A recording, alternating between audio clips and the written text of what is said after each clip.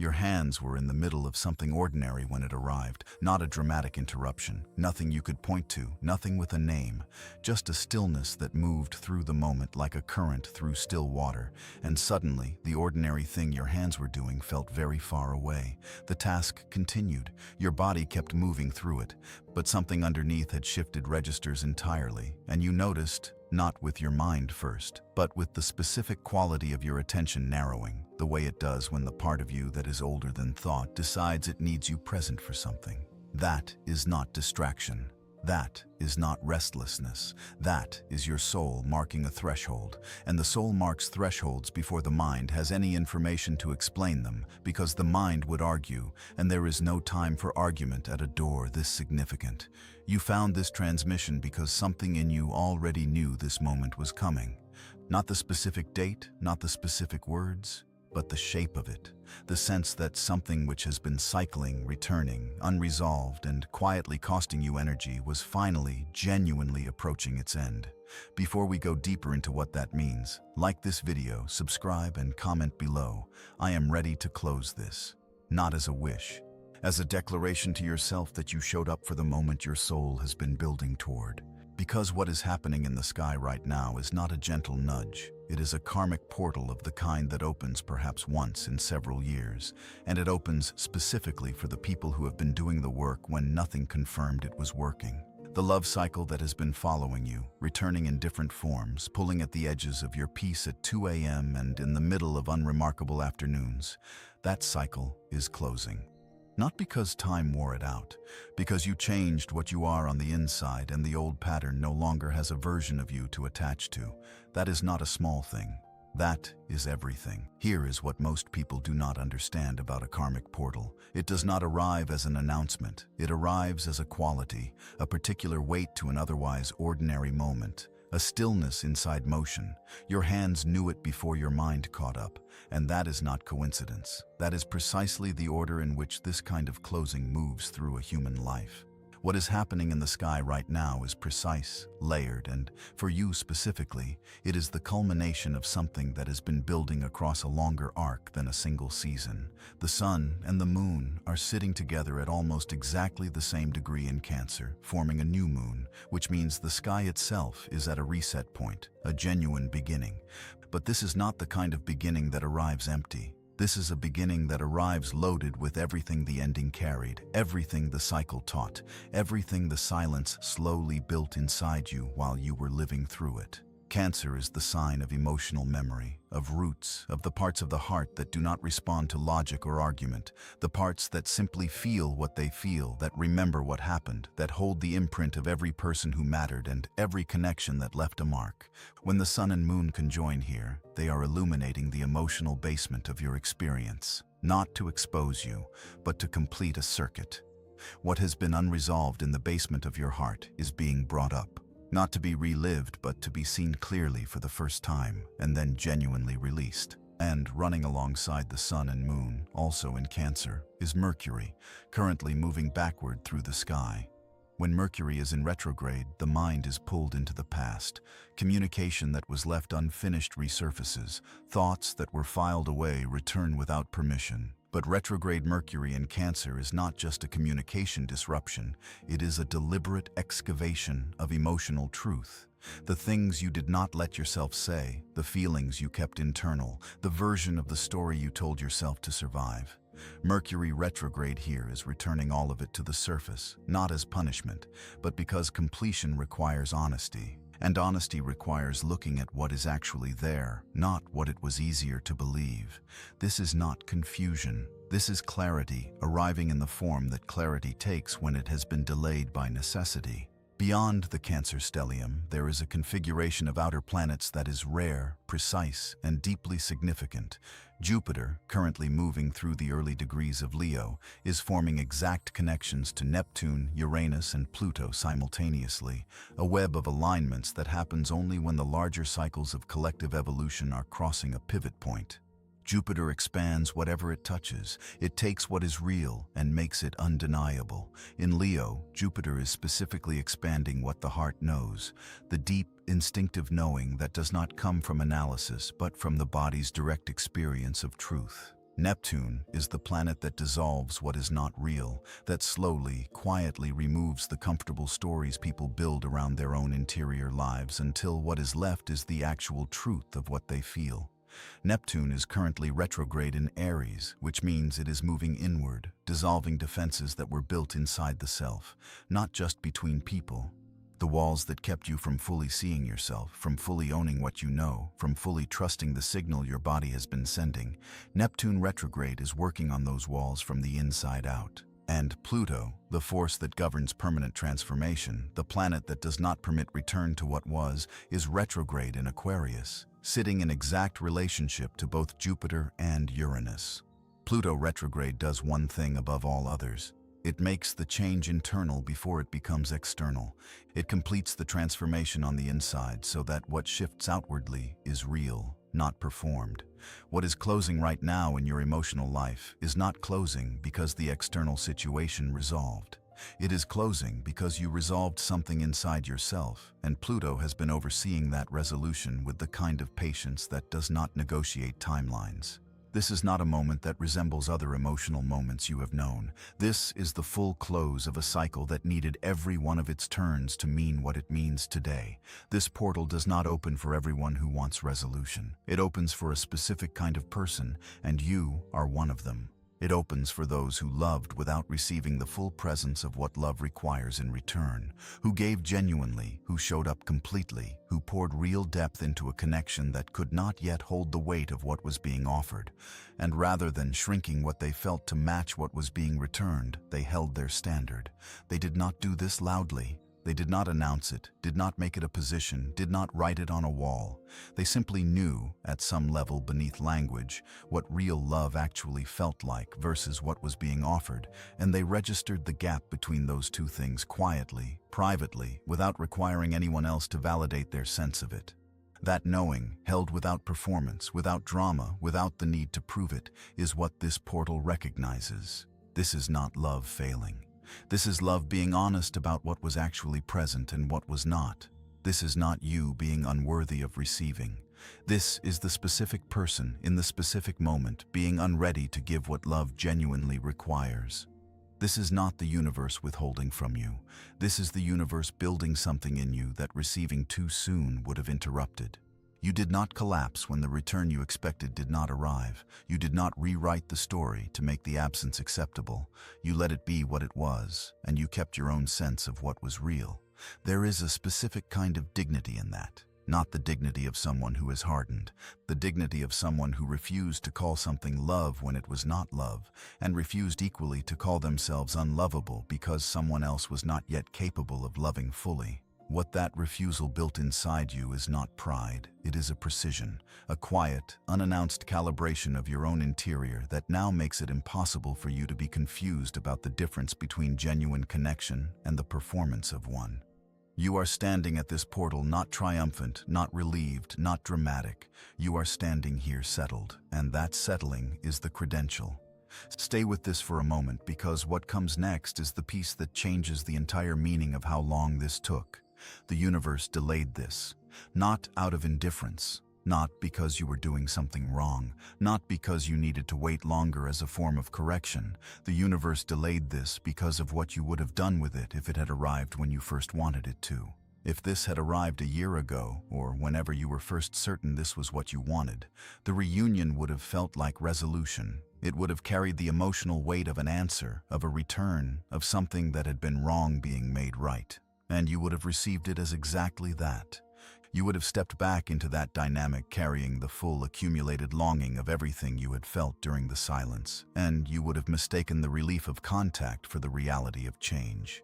The same pattern would have resumed in the same relational structure, wearing the language of a new beginning. The same cost would have been paid again, not because either of you was malicious, but because the work that would have made it different was not yet finished. You would have called it progress. You would have called it love finally working. You would not have been able to see that you were standing in the same room as before, with different lighting. Saturn governs these delays. Saturn does not open doors until both the lesson and the person who needed to learn it are genuinely ready. Not ready in the sense of having waited long enough, but ready in the sense of having integrated something real. Saturn is patient in a way that feels, from inside the waiting, indistinguishable from cruelty. But Saturn is not cruel. Saturn is specific. It holds the door closed until what walks through it will actually be able to build something lasting on the other side. The silence was not their final word about you. The silence was the universe's answer to a version of you who was not yet standing on the ground that this moment required. What is different now is not that enough time has passed. What is different now is that you actually changed, not at the surface, not in your presentation, not in the story you tell about yourself. Something shifted in what you are built from, and that is why, today, the door opens. There is one more thing happening right now, on the other side of the silence, that changes the entire meaning of what you have been living through. And it is not what you might expect. The person connected to you in this cycle is not unmoved. They are not comfortable. They are not at peace with the silence, though they may have constructed the appearance of peace well enough to function around it. This person is not suppressing what they feel, and they are not building logic to explain it away. They are sitting at the edge of something, held in place not by indifference but by the full, specific weight of what honesty would require them to admit. About themselves, about what they actually want, about the things they have not said and know they have not said. They are the almost ready, which is neither avoidance nor approach, but the specific suspended state of someone who has seen exactly what honesty would cost and is still deciding whether they are capable of paying it. The Jupiter-Neptune trine exact in today's sky makes the emotional truth undeniable for them today. Neptune dissolves the comfortable distance between what they have been telling themselves and what they actually know. Jupiter makes the knowing large. Too large to file neatly, too large to manage with the usual redirections. Right now, in whatever ordinary thing they are doing, something keeps returning. Not a romantic thought, not a fantasy, a recognition. The specific recognition that what exists between you has not resolved, has not faded, has not been replaced by anything that functions with the same weight. They know this. They have always known this. What today does is make the knowing too heavy to carry quietly. Venus in Virgo, moving into a tense square with Uranus in Gemini, is disrupting the habitual way they manage their interior, the quiet, organized system by which they have kept this recognition at a manageable distance. That system is not working cleanly today. The recognition arrives in the gap between one task and the next. In the middle of a conversation that has nothing to do with you, in the specific quality of an ordinary afternoon that feels like it is waiting for something they have not yet allowed themselves to name. Their body holds it differently than their mind does. The mind has found positions, reasons, timelines, narratives about why the silence was right. The body does not agree. The body carries the full, unmediated weight of what they have not acted on, and the body is less sophisticated than the mind at performing certainty it does not feel. The Uranus-Neptune sextile at almost exactly 0 degrees of separation is doing something precise.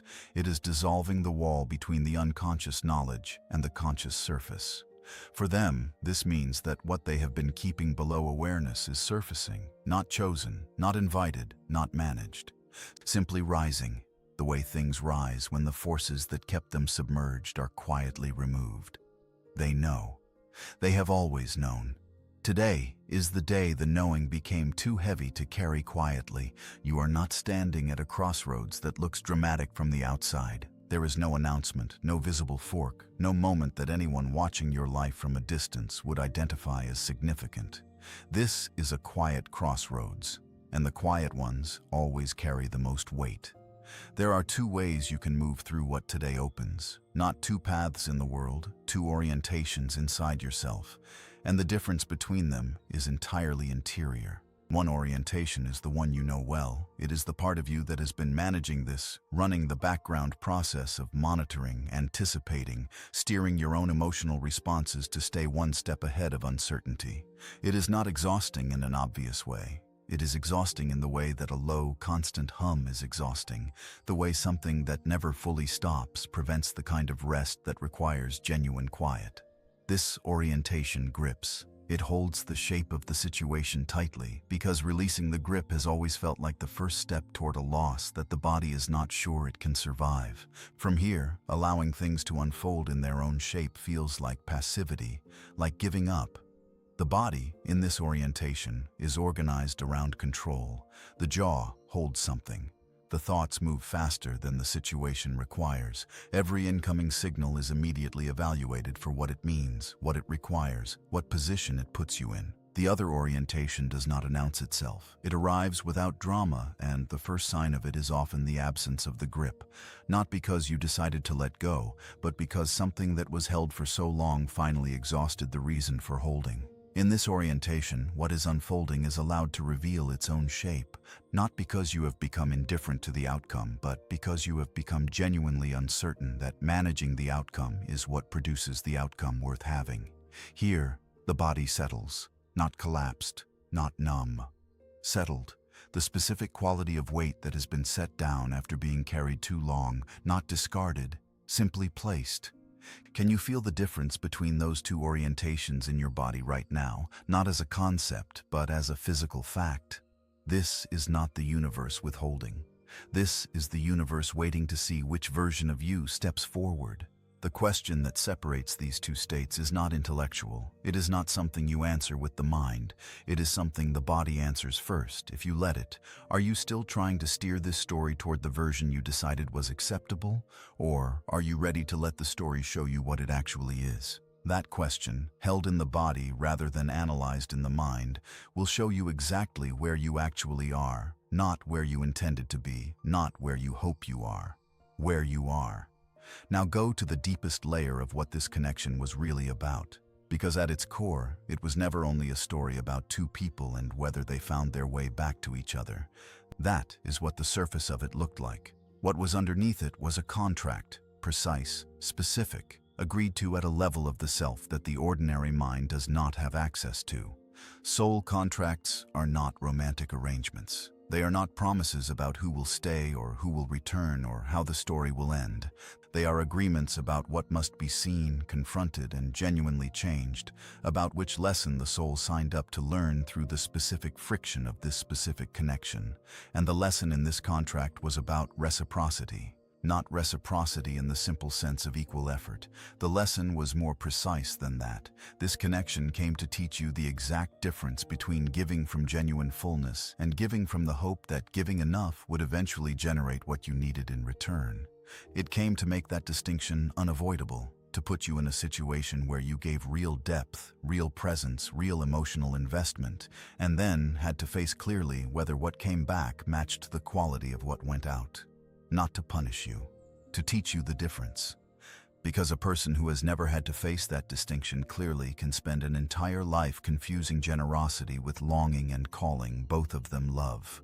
The grief of recognizing this is real. Give it a full moment. Because what the contract is asking you to see is that some of what you called love was, in fact, a reaching, a giving that was also a hoping, a showing up that was also a proving, a depth that was also a question asked at someone who could not yet answer it. And that is not a failure. That is what the contract required you to experience so that you could know the difference from the inside.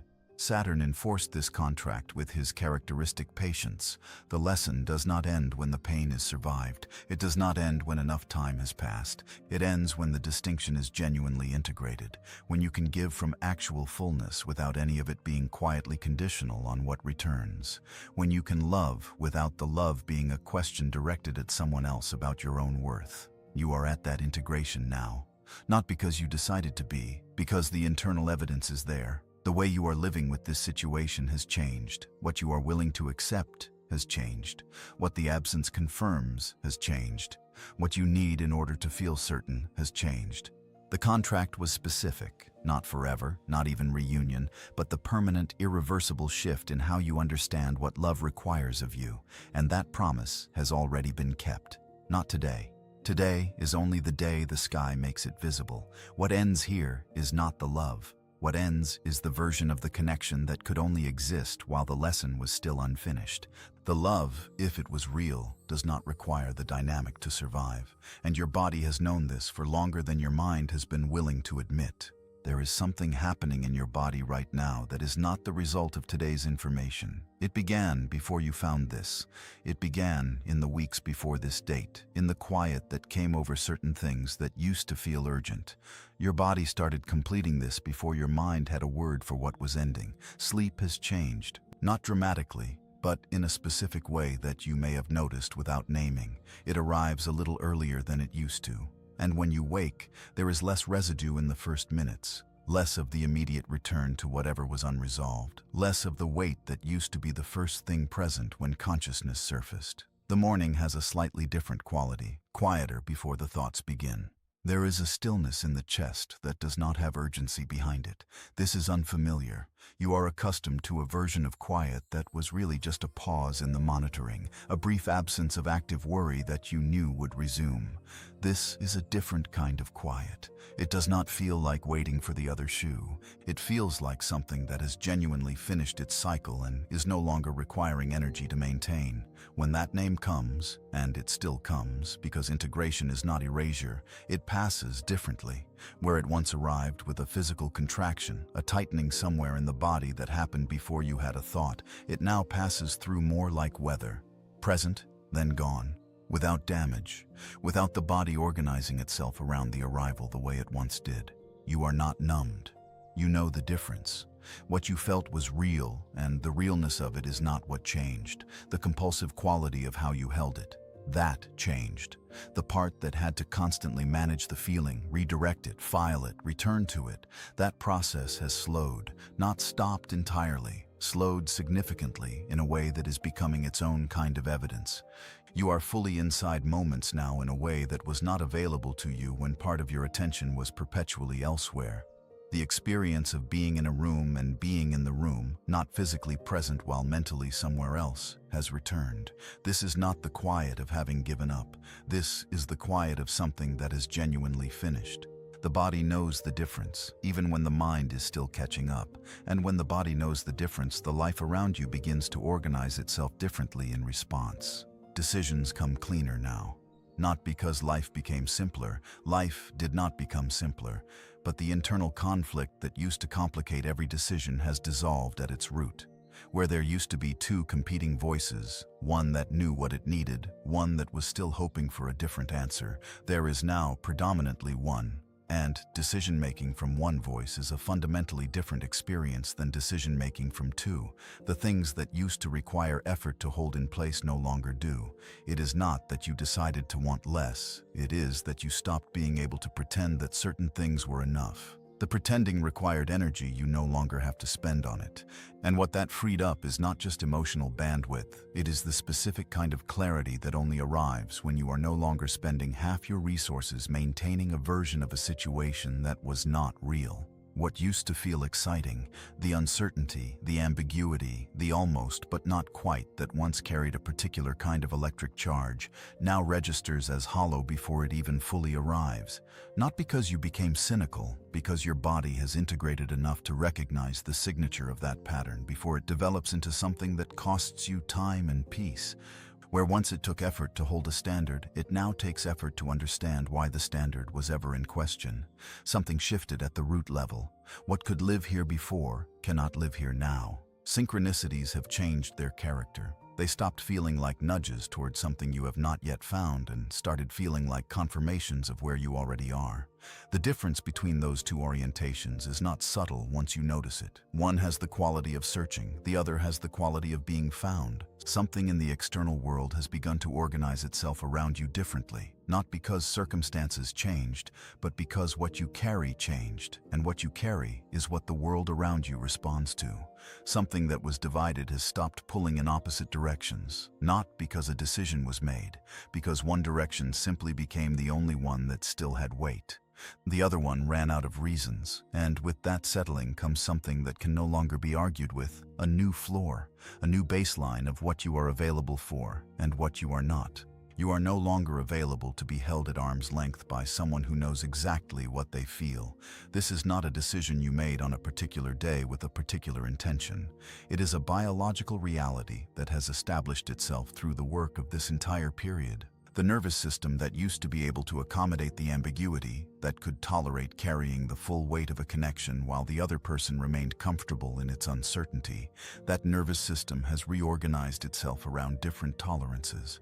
You cannot be the person who carries all the emotional weight of something real while the other person stays comfortable in its ambiguity.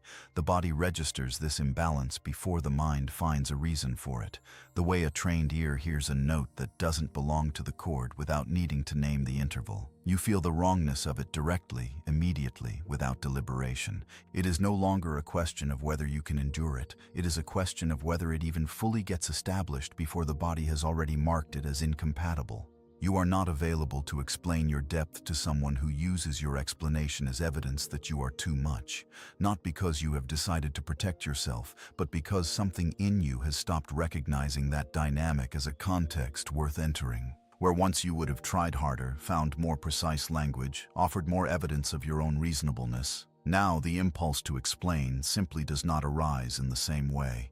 The depth is not up for negotiation. And you are not available to wait for honesty that the other person has already decided you do not deserve. This is the most specific of the new tolerances, and the most important.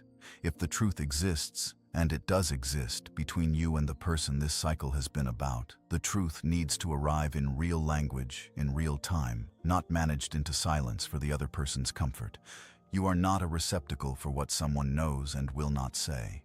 The withholding of honesty is not neutral, and your body now knows it. This is not hardness. This is discernment made permanent by experience. You did not close yourself. You clarified. And clarity does not reduce what is possible. It removes what was never going to be real anyway, and makes the remaining space available for what actually is. Now, the question of whether this soul steps back into your field, because they might, and if they do, here is what that moment will be. The question of whether they return is no longer the question that governs your interior, but the answer, when it arrives, will be legible, clearly, immediately, without the distortion of need bending the signal. If they return, what you will notice first is not whether the return happened, it is the quality of it. The body will register this before the mind has processed a single word. There is a specific physical difference between someone who is genuinely changed and someone who has simply missed the feeling and come back for it. Changed looks different from the outside, but it feels different from the inside, in the energy they carry, in the quality of their presence, in whether they arrive with the full weight of what they know or arrive managing what they reveal. Your body will read this accurately, not because you decided to be discerning, because the work of this period has made you impossible to fool by your own wishful thinking. If what returns is genuine, if they arrive carrying the honesty of what they have finally been able to face in themselves, you will know. And you will receive it from ground that belongs entirely to you. Not with caution, not with a performance of confidence, but with actual steadiness. The connection that becomes possible from that ground is not the old connection resumed. It is something that could not have existed before because one of the people in it did not exist in this form before. If what returns is the old pattern in new language, the same ambiguity, the same managed distance, the same familiar warmth offered without the full commitment of honesty, you will also know, and that knowledge will not require you to perform being okay about it. It will simply be accurate. The clarity you have built makes the signal clean in both directions. If they do not return, what that confirms is also clear. The lesson was completed through the distance, not through the reunion. The work was done inside you, and the external circumstance did not need to change to make the internal completion real. You lose nothing you were ever actually holding because what you were holding was not the person. It was the unfinished version of yourself who needed the connection to answer a question. That version of you completed its work. It does not need a returning person to prove that the completion happened. Both doors open onto something real now. Not because the outcomes are equal, because you are no longer different people depending on which one walks through. That steadiness is the thing. That is everything. If something in this transmission reached you, not just as information but as recognition, do one thing right now. Like this video, subscribe, and write in the comments. The cycle is complete. Say those words out loud as you type them. Not for the channel, for the part of you that has been carrying this and deserves to hear itself say it. Words spoken with genuine intention complete something that silent reading leaves unfinished. Your nervous system will feel the difference. And if someone in your life is standing at the edge of something they cannot name, someone you can feel is at a threshold, share this with them. You do not need to explain why. They will know. Right now, come back to where you started. The ordinary task, the interrupted moment, the hands that slowed before the mind understood why. That was not a random glitch in your attention. That was the soul marking the line, the before and the after, in the only language available to it in that moment. A stillness inside motion, a depth inside the ordinary surface of a day. You are back inside your life now. The same life. The same body, the same room, or the same chair, or the same stretch of afternoon. And everything that was said here is not something that arrived from outside you. It is something that was already true inside you, waiting to be named clearly. The love cycle that haunted you did not haunt you because you were weak, or because you were unresolved, or because something was wrong with you. It haunted you because it was real, and you refused to treat it as less than it was. And now, not because the sky demanded it, but because you genuinely became someone different through the living of it, it is closing, not with a dramatic ceremony, with a quiet that your body already recognizes, with a stillness that is not emptiness, with the specific private knowledge that what you have been walking through has delivered everything it came here to deliver, and the exit is already under your feet. Walk through it at exactly the pace your body knows is right. The version of you that arrives on the other side of this threshold has been a long time coming, and they are not looking back. That is not a metaphor. That is a fact about who you are now, built from everything this cycle required you to survive, everything it required you to see clearly, everything it required you to hold without dropping, without numbing, without converting into something smaller so it would be easier to carry. The person who arrives on the other side of this threshold is not a recovered version of who you were before the cycle began. They are someone the cycle made, someone with a particular kind of knowing that only comes from having loved fully in a situation that could not yet hold the full weight of that love, and having kept their own sense of what was real through the entire length of it. That is not a wound you carry forward. That is a quality you carry forward. And quality, unlike pain, does not diminish with time. It compounds.